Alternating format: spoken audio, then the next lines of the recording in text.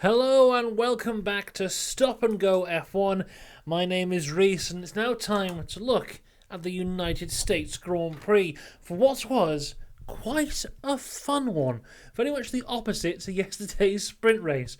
Make sure that you do subscribe and all that good stuff before we get into this, because tomorrow we'll have our driver ratings out. Then of course next weekend we're on to Mexico. But let's talk about the United States Grand Prix, because this was one of those races that comes along every now and again where it's all about the strategy, and for a lot of the race we just have people kind of biding their time, and at the end they pounce, and you don't really know which way it's going to go. There was 3 people who could have won this race, and you didn't really know which way it was going until very near the end. So that, in my book, is a fun one. But let's go back to before the start of the race, because the Aston Martin, the sentence I was trying to say was that Aston Martin nightmare continues. The sentence I said was the Aston nightmare. So, the Aston Martin nightmare continues, because it's been an awful weekend for them. FP1, both cars have brake issues. In qualifying, both cars out in Q1. You had sprint qualifying, which was a bit better. Then you had the sprint race where Lance Stroll DNF'd. Now you have this race. Before we even start, they are both starting from the pit lane with major changes to both cars. Lance Stroll was running the upgraded Aston Martin, whereas Alonso has reverted back to the car that ran at Qatar. And they are using this race very much as a testing session. They're going to compare the 2 cars. We'll see how that goes on as we go through. Sorry, my throat. Is there something all wrong? Who knows what's going on? Anyway, they won't be lonely in the pit lane, though, to start, because Haas will be joining them, because their upgrades have gone about as well as the Aston upgrades. So they have changed a lot of stuff as well, and are also starting from the pit lane. But on the grid, it is Charles Leclerc on pole with Lando Norris alongside. Everyone on the mediums, apart from Lance Stroll and Nico Hülkenberg, who are on the hards. And at the start of the race, as we see pretty much every time we start here, the person in P2 takes the lead because pole is on the wrong side of the track. So Lando Norris takes the lead on lap 1. Oscar Piastri, his teammate, also has a fantastic start, gaining 4 places, but does have some contact with Esteban Ocon, which will be incredibly important to his race. Ocon is, after this contact, is dramatically falling down the grid, going from P7 to P11 in just 2 laps. Max Verstappen, who started P6, now to P4 after passing Sainz on lap 5. And the Ferrari strategy, my goodness, you could write a book as big as the King James Bible on every time Ferrari have messed up a strategy, and who knows what they were playing at here. So they want Leclerc to go on a 1-stop. That's the idea that they want to go for. Until about 10 laps to go at the end of the race, when they decide maybe a 1-stop isn't worth it. By then, far too late to change from a 1-stop. Meanwhile, Carlos Sainz is doing a 2-stop, just like everyone else is. But unlike everyone else, he's not attacking and defending. They tell him to kind of just leave it. He just lets people go past him. So I think both Ferraris were on a 1-stop at the start of the race. They realise that it's not going to work, but they go, oh yeah, Leclerc's good enough, he'll make it work. Sainz will revert him to a 2-stop. By the time they change their mind on Sainz, though, everyone's past him. So all the people he could have been defending against or attacking against, but he hasn't because he's trying to save his tyres, they're all gone. He's now on a 2-stop, fighting absolutely nobody. Ferrari, again, just messing up. I can't believe it every time. Meanwhile, Ocon is now in 20th on lap 6. Hamilton passes Leclerc for P2. Leclerc, who started on pole, by the way. We seem to have forgotten that in everything that happened here. Charles Leclerc started on pole position. And, Hamilton just breezes past him because he's not defending because he has to save his bloody tyres. Esteban Ocon retires, and now it's time for Snitch Watch. And I started a new segment here. It's called Snitch Watch, and it's just where people are snitching on each other. It's Sergio Perez here, snitching on Russell for track limits. And now You may remember in Qatar we had pit stop mania due to the enforced 18-lap tyre rule. Well, here in Texas we also have pit stop mania, but without an 18-lap tyre rule, which makes it more fun. So, Pit Stop Mania starts with Zhou, who pits for the hards onto lap 10. Piastri pits, but to retire the car. His car is damaged as well from the collision with Ocon.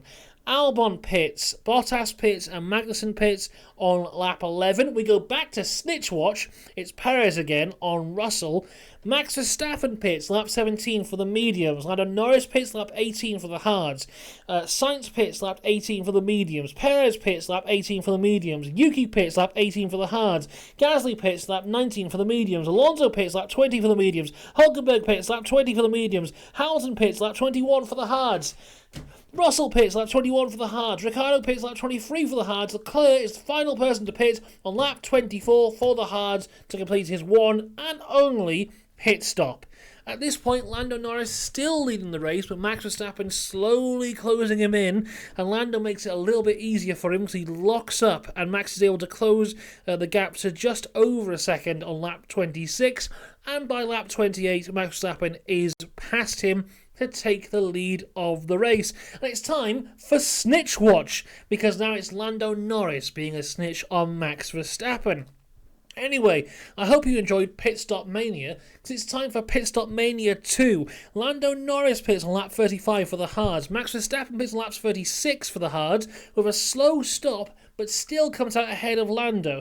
Sainz pits lap 36 for the hards. Perez pits lap 38 for the hards. Hamilton pits lap 39 for the mediums. Russell pits lap 40 for the mediums. Alonso pits lap 43 for the hards. And now we get an idea of what this race is truly going to be. Ferrari are out of it because they haven't got a clue what tyres are. But we have three protagonists at the front. Max Verstappen in the lead. Then it is Lando Norris. Then it is Lewis Hamilton. Any one of these three at that point in the race could have realistically won the race. We've been talking for years now. Imagine having three different teams fighting for race wins. And we got a little glimpse of it here. And my goodness, it was a fun one. Anyway, lap 47... Lewis Hamilton has closed onto the back of Lando Norris. Meanwhile, further down, Fernando Alonso, to this point, has been having a fantastic race. From a pit lane start, I think he was up to like P8, P9, doing very well. But now he says that he has a rear suspension failure. Aston are reporting floor damage, so on lap 51 he retires the car. But on lap 49, this is when Lewis Hamilton gets onto the back of Lando Norris. And my goodness, this was an interesting one. Because down into turn 1, we see... I don't really know what Lando was going for here. He blocks the left-hand side, but all that really means is that he has to go very deep into turn 1. So Lewis just goes wide and can just swing right through.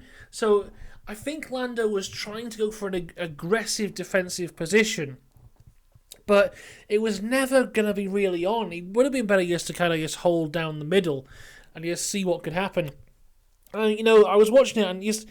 Hamilton made Lando look a bit foolish, if I'm honest there, because you could tell Lando was trying to go for something and Lewis just read him like a book and drove through.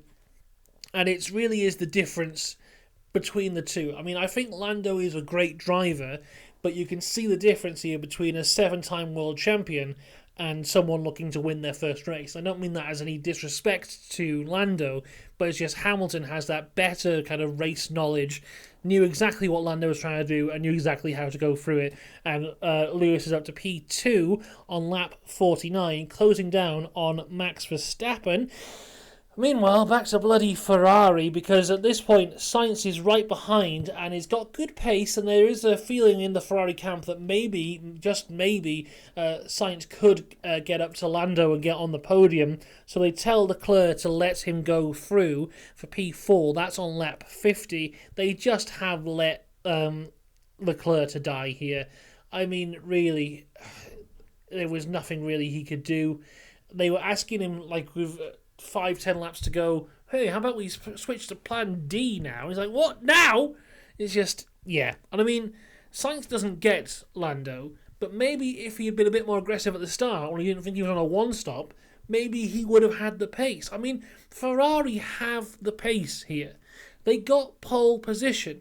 We saw in the sprint race they did pretty well. They have the pace. If they could have just picked the strategy, the two-stop that everyone recommended, if they just picked that and stuck to it, they could have been in the mix here. We could have seen Verstappen, Hamilton, Norris, Leclerc battling for the win here, but we didn't because Ferrari don't know what strategy is still. It's unbelievable. Anyway, Alonso's retired. I've already said that. Ricciardo's now on the softs. Ricciardo did not have a good race here. Really is struggling. I mean, he got shown up really by Yuki Tsunoda.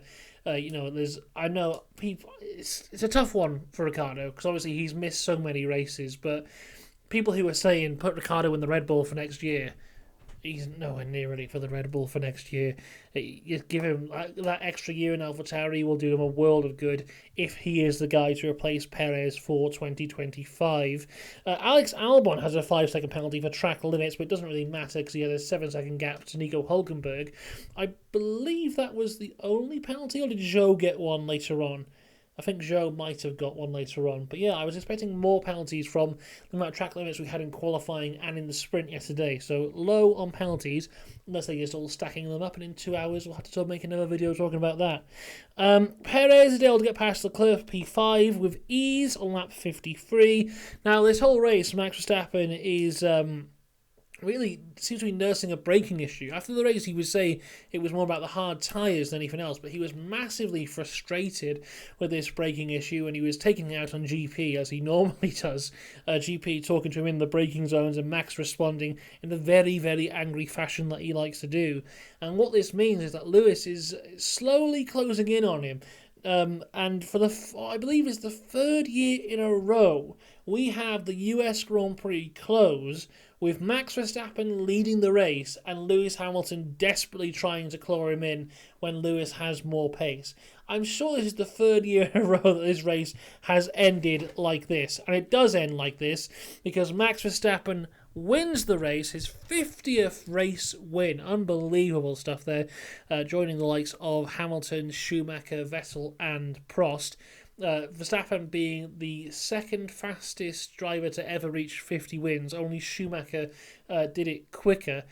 Does get some boos on the podium, strangely, from Sergio Perez fans. I don't truly understand the booing. I mean, were they booing because they wanted Checo to win? But, Checo was nowhere near. I don't understand the booing, if I'm honest. A lot of people get upset about booing on the podium. I remember, Hamilton used to get booed, and Vettel used to get booed, and Schumacher used to get booed. If you're doing well, you get booed. That's how it works.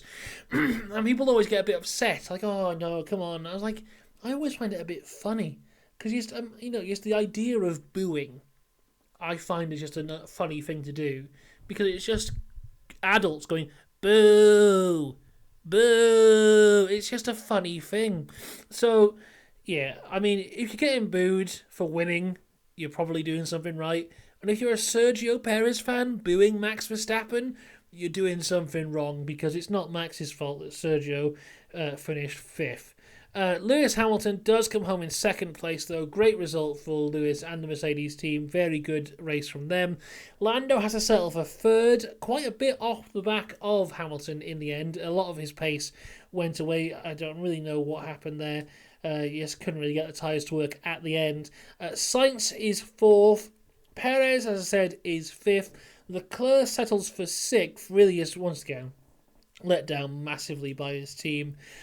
George Russell was 7th. I don't really know what happened here. Because where did George Russell actually qualify? Because he was just nowhere for the entire race. With the likes of Hamilton and Norris and Max up front, for Russell to be beaten by the Ferraris in the end, that's quite shocking, really. He should have been a lot better than that. And now I cannot get the website to work to show me, there you go, results. So the grid, where did he qualify? George, he was 5th. So, he started ahead of Max.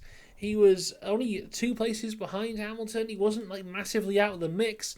He just did not have the pace today at all. That's I think that we've got to throw a question mark around Russell this weekend. Some good results, though, for Pierre Gasly, who comes home in 8th.